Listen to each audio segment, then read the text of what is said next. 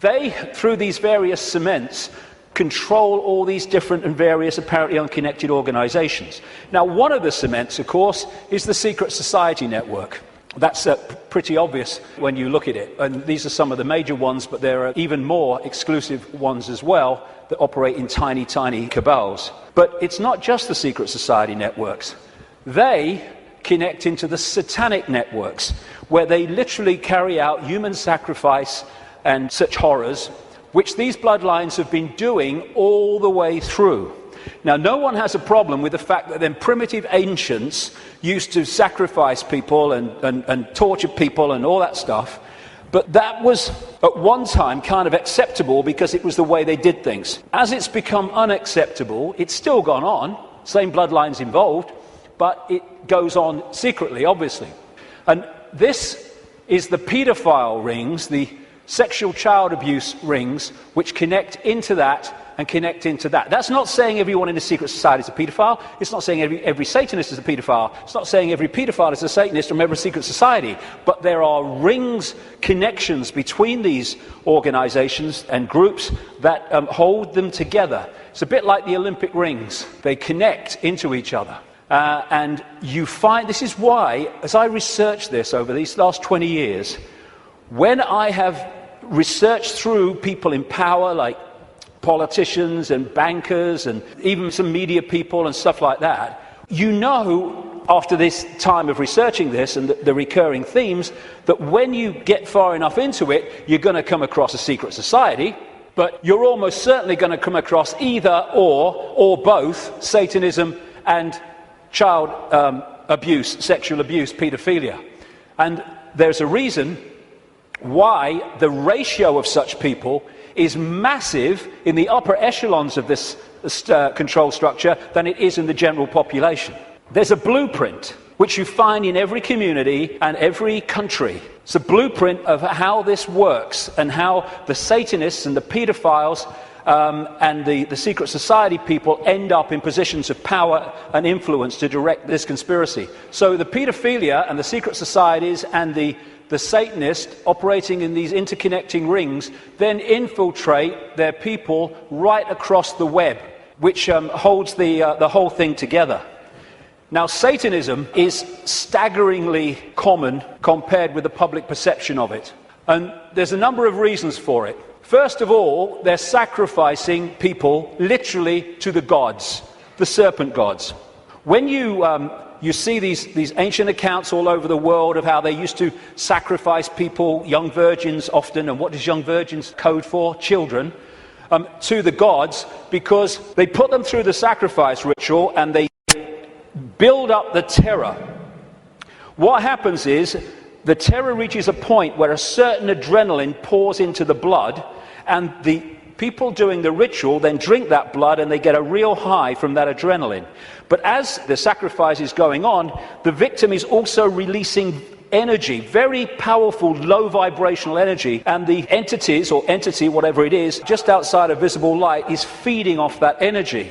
They're feeding off us like vampires in so many ways, and that's one of them, and one of the reasons for these sacrifices of people to the gods. The other thing is that they, and I've talked to Satanists who've seen this happen, or former Satanists around the world, they create an energetic environment which is almost a stepping stone, like halfway house, which allows these entities to come in to the ritual.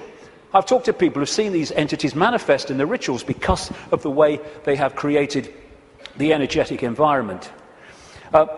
Anyone who's looked even mildly at this whole conspiracy in this area will know about Bohemian Grove in Northern California, where the elite, the presidents, the Bushes, the Kissingers, the Rockefellers, all these people go and take part in rituals under a 40-foot stone owl. And from what I am told by people who've been there in a victim state, they, in smaller groups, because it's 2,700 acres of redwood forest, actually do sacrifices there too. And all these people are involved with their satanic gods and all the rest of it. But it happens all over the world, and it happens in a sequence on certain days. You know, we've got a situation with Halloween where it's now like bloody Christmas. If people only knew what happens on Halloween, what happens across Beltane, May Day and all that stuff, to kids all over the world, in extraordinary numbers, there would be no celebration of Halloween. And what they're doing on one level, because they're interacting with the cycles, the astrological cycles, is why they do it at certain times when the planets, the moon probably, and everything is in a certain place, is they're manipulating what they refer to as the morphic field, the energy that we all live in. Like I said earlier, if you want to affect the fish all at once, then affect the sea. And in the new book, in an appendix at the end, I published this, I call it Confessions of a Satanist. It came to light early this year, and it is alleged to be, I can't vouch for its authenticity. What I can say is after 20 years of researching this, it's bloody massively accurate. And it's supposed to be a guy who died in 2004. He was a high Satanist in Australia who, wasn't really a confession in the sense of I want to confess my sins. It was just basically an outline of how Satanism controls the world. And this is one of the things he says in that. What most people do not realize is that Satanism is a ritually based practice, and that this repetition, same place, same time, has over time left strong impressions upon the morphic field. They have to control the morphic field so that we stay in a low vibrational state, so we stay attached to that moon matrix I'm talking about. And of course, as I was saying, we are interacting with this field all the time, and taking in energy into the meridian system from it, and therefore it is affecting us. And as I mentioned earlier, I'm saying that this is part of the process of suppressing that field also, which is why they stuck them on vortex points. Now let's take this connection from Satanism, blood drinking, taking in the human genetic code to stay here longer, which is what some of these reptilians do, and the paedophilia. What's it all about? It's about energy. It's about vampiring the energy of children. The reason that we have sacrifice to the gods of young virgins, children, is because they want the energy of children before puberty, because when puberty happens, there is obviously we all know, there is a chemical change, massive chemical change, at which point, from their point of view, the energy is not as pure and desirable. This is what John Juan Matus said in one of the Carlos Castaneda books. He's being quoted here by Castaneda. Matus is the he. He explained that sorcerers saw infant human beings as strange luminous balls of energy, covered from the top to the bottom with a glowing coat, something like a coat of plastic adjusted tightly around the cocoon of energy. He said that glowing coat of awareness was what the predators consumed, and that when a human reached adulthood, all that was left of that fringe awareness was a narrow fringe that went from the ground to the top of the toes. That fringe permitted mankind to keep on living, but only barely. And that, although the pedophiles won't realize that, although the elite ones will, is what the pedophilia is all about, and why it is so rampant in the upper echelons of this control system. Because while the pedophile is sexually abusing the child, symbolically here, it is connecting into the energy field of the child. This is why they have anal sex with children so much, even girls. It's because they're connecting in to the lower chakra, the base chakra, and they're drawing that energy out, or the possessing entity is drawing it out and feeding off it.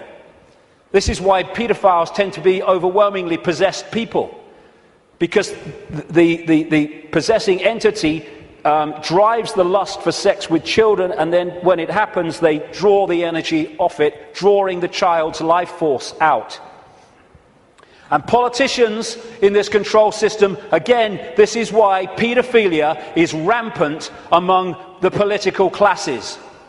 This is what the Satanist confession said as well, that Australian guy.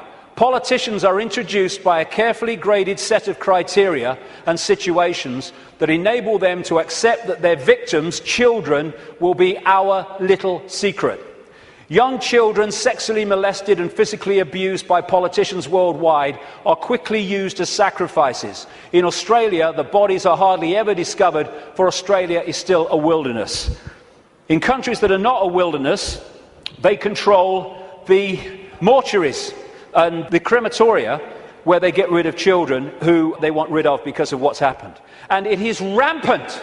I keep using that word, but it is. People don't realize. What happens is, people think or relate the number of children that go missing every year to the number of times we see a story on the news that a child is missing and everyone's trying to find them.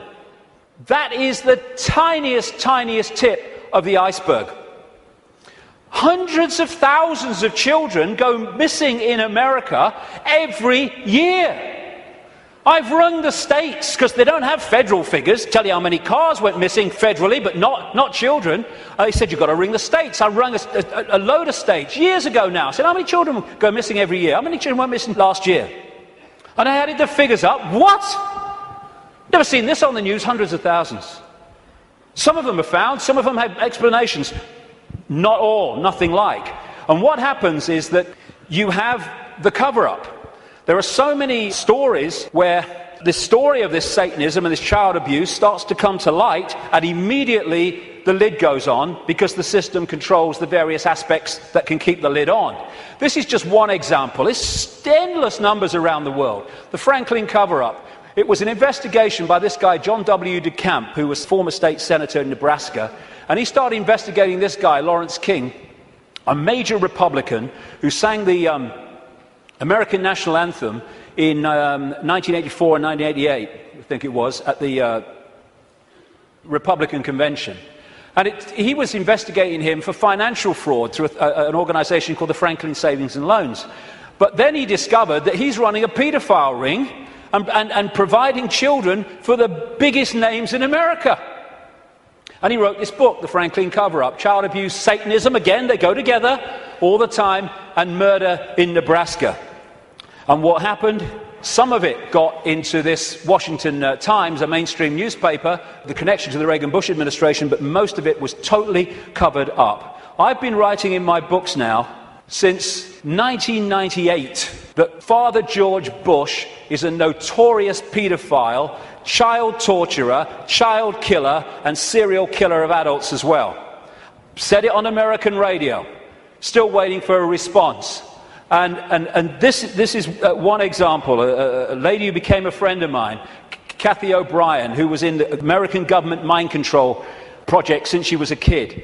And met her many times. She still corresponds with me now and again. And I've met a daughter that she was talking about. Lovely, lovely girl. Totally shattered by these people. And that's one example of millions and millions that are going on around the world. And this is what she said in a book, Transformation of America. Kelly's bleeding rectum was but one of many physical indicators of George Bush's paedophile perversions. I have overheard him speak blatantly of his sexual abuse of her on many occasions. He used this and threats to her life to pull my strings and control me. The psychological ramifications of being raped by a paedophile president are mind-shattering enough. But reportedly, Bush further reinforced the traumas to Kelly's mind with sophisticated NASA electronic and drug mind control devices. Bush also instilled the "who you're gonna call and I'll be watching you" binds on Kelly, further reinforcing her state of helplessness. The systematic tortures and trauma that I endured as a child now seem trite by comparison. They're not. I know what she went through. To the brutal physical and psychological devastation that George Bush inflicted on my daughter. And that's just one of these people involving one of the victims of this. It's incredible, the scale of it, and it's going on in this country. And what happens? The wall goes up. This is what DeCamp found. Suddenly ranks are pulled in, and the media won't touch it, the social services won't touch it, the police won't touch it, politicians won't touch it. It's the blueprint, it's how it works. And the Discovery Channel programme, produced by Yorkshire Television, was about to go to air, exposing that Franklin cover-up and the paedophile connections. Bingo, it was censored and pulled just before it was going to air. Never to see the light of day, although you can get it on the internet, because one copy survived. I was naming this guy, like I said earlier, Ted Heath, as a paedophile and child murderer from 1998. This guy's record of killing children is extraordinary. Prime Minister of this country. This fella, Thomas Hamilton, the man who went into Dunblane Primary School and killed 16 children and a teacher, he was a procurer of children for the Scottish political elite, which locks into the Westminster political elite, and the satanic rings that lock into both. That's why they took the records of this case and ordered them to be locked away for 100 years. And then, if you've been following my website recently, and many other websites too,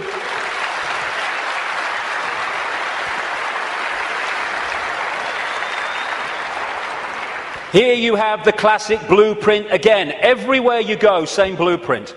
This girl, Holly Gregg, Down syndrome girl, her mother, Anne, and Robert Greene, a fantastic guy who's been helping them and committed so much of himself to this. When she started, Holly started saying what had happened to her, being raped and abused by the Scottish elite, suddenly the wall went up again. And Robert was arrested. He's been treated appallingly by the police, the Grampian police in Scotland. Grampian area of Scotland, by the way, notorious for Satanism. And he's now basically been told what he can't say, and he can't name people and all the rest of it, and he's... the case is ongoing. The media won't touch it, though maybe that might be changing, we hope. The Scottish law network or establishment will not investigate it. The police won't investigate it properly. Anne's brother, Holly's uncle, was blatantly murdered when he had seen Holly's father abusing her, and therefore had the ability to tell the truth and tell the story. He ended up murdered, and a cover story of suicide. When you see the story, suicide, are you kidding, was put together by the Grampian police. And Robert Greene is a man who, if there were more of his like in this world, then this world would be a very much better place.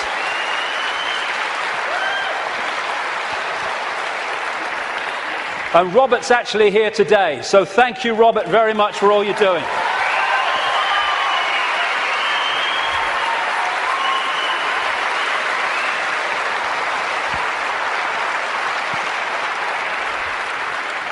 This is how they create the wall. You have again the pyramid system. Social services is a pyramid, a hierarchical pyramid. The police is, lawyers are, judges are, politicians are, the media are, all of it. The medical side, the doctors, the coroner's offices, they're all part of these structures. And up here, they all eventually fuse into the same group, the same ring of people, controlling force. And what they do is they put in these pyramids people in the positions of power who are in the ring, or in the club. You do not have to control everybody in social services to stop investigations or to enforce investigations to take children away for no good reason. You just have to control the level of social services that makes those decisions. And of course, once you're in a position in these pyramids where you are hiring and firing, what you do is you hire people of like mind, and after a period of time, then a lot of these people are in these organizations at different levels. You don't have to control every policeman. There's so many genuine policemen in this world, but they don't get into the positions of power overwhelmingly. The geese guys do. And therefore, they dictate whether something's investigated or not, or whether someone is targeted to pin them with a charge that is completely unjustifiable. Same with the media. You control that. We're not covering that story. Politicians, oh no, I'm not talking about that. I'm not investigating that. Oh no. This is how it's done. This is David Berkowitz, the son of Sam, multiple killer in New York, who from prison after he was convicted said that he did it, yes, but he was part of a satanic ring that was with him. And he said this, quite rightly: Satanists are peculiar people. They aren't ignorant peasants or semi-literate natives. Rather, their ranks are filled with doctors, lawyers, businessmen, and basically highly responsible citizens. They are not a careless group who are apt to make mistakes, but they are secretive and bonded together, the cement, by a common need and desire to mete out havoc on society. It was Aleister Crowley who said, I want blasphemy, murder, rape, revolution, anything bad. And now we're having around the world, not least in this country, but America too and other countries, we're having the state stealing our children on the most extraordinary scale, with the most extraordinary excuses. There was one lady who came to light, not many do compared with the ones that are going on, because of the secret family courts where this stuff goes on in secret and can't be reported. Or they say, oh, it's to protect the children. No! It's to protect the pedophiles and the Satanists. That's what the secrecy is for.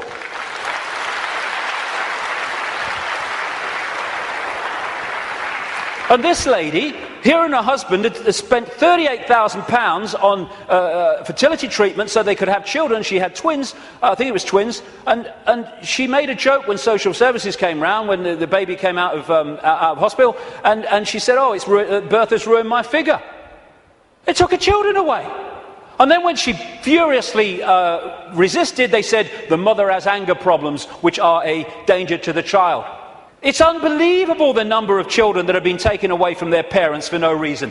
This guy, Tim Yeo, a Conservative MP, just before the last election, said in Parliament, using parliamentary privilege, he accused his local council of kidnapping a 9-week-old baby from parents. But it's the tip of an iceberg, and a gathering iceberg. All over the world, like I say in the book, I've looked at America as well, it's happening there. And what did Aldous Huxley, the Fabian prophet in Brave New World, talk about? The fact that children were going to be taken away from parents, parents were going to become no longer, not even relevant, they're no longer even part of society, and the state was going to take control and bring up all children. And that is where they're moving towards. And this guy, Ed Balls, my God, whoever named him was psychic. He was children's minister up to the last recent election, overseeing, taking more and more power away from parents, giving it to schools and authorities. And this guy is a former chairman of the executive of the Fabian Society and still a leading light in it.